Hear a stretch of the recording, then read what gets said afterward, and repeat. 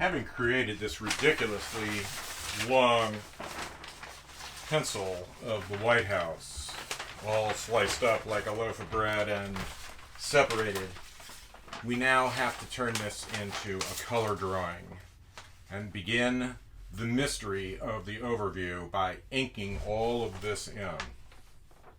Now I know you could ask very reasonably in a case like this, where do I begin? But I'm, for the most part, a left to right guy. And it doesn't really make any difference what it is. I just start on the left and work over to the right. So we cover all of the pencil with a nice big belt of white rendering paper, laboriously taped together. And then we tape these two together and just shove this over toward the left. And I can start on the Situation Room. Situation Room, of course, being a very detailed subterranean room full of chairs and speakers and computer monitors and whatnot. There. One room down, 400 to go. But that, as you know, is the mystery of the overview.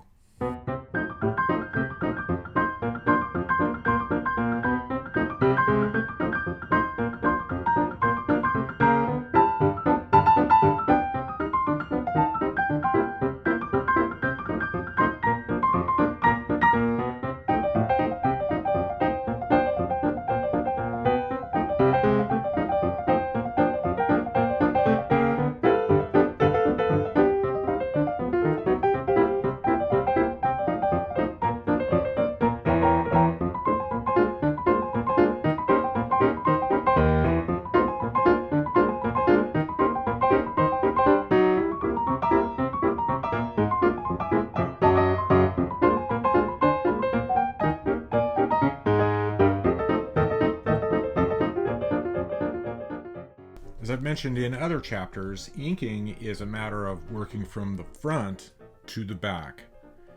So what is in front of the White House? Well, there are trees. In my world, trees fall into one of two categories. Trees that are transparent, that you can see through, and trees that are not transparent. And trees that are transparent, if they're in front of the White House, like the magnolia trees that are in front of the residence and in front of the West Wing, you have to put those in first. And this is how I do it. Okay, so for the purposes of showing you how this works, we're going to focus in on this group of magnolia trees in front of the state dining room and the rose garden. I put in the colors first. And when it comes to this sort of thing, I always believe in a rule of three. Three different shades, one for highlights, one for midtones, and one for shadows. And in the case of the pink magnolia trees, we have the formula for that, and then we have the formula for the darker magnolia trees.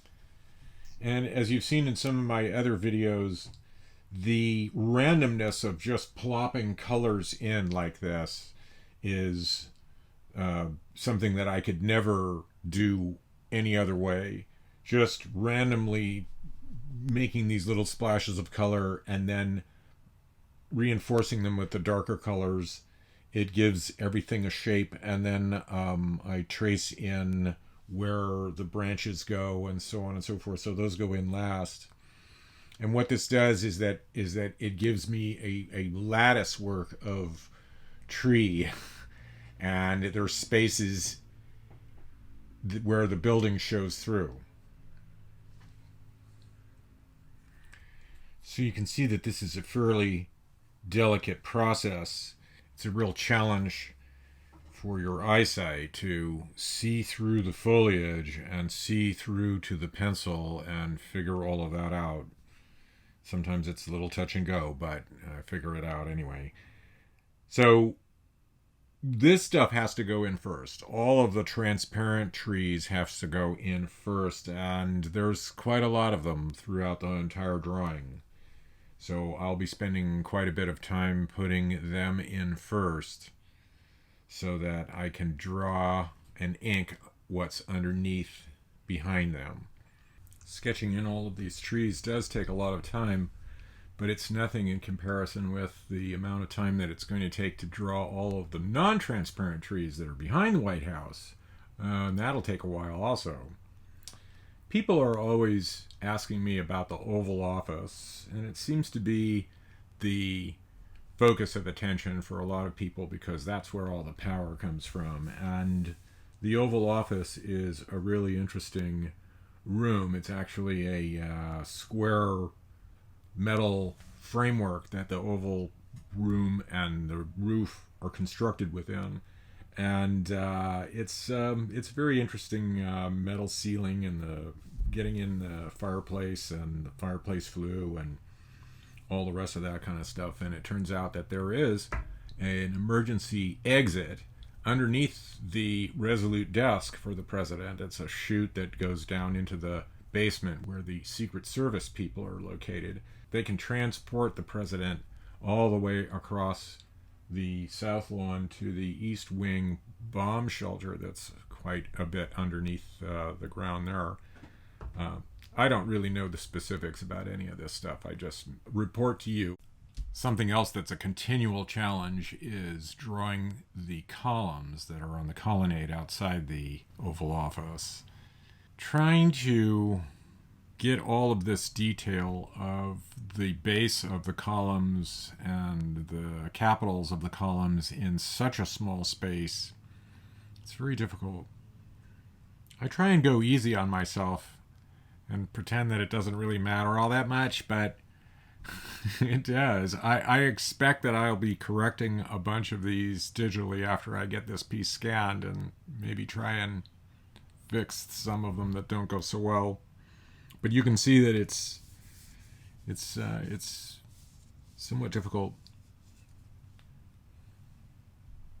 In order to draw the massive air conditioning unit that I've heard is in the basement of the White House, I've had to rely on scrap pictures of air conditioning units, and you just work with that.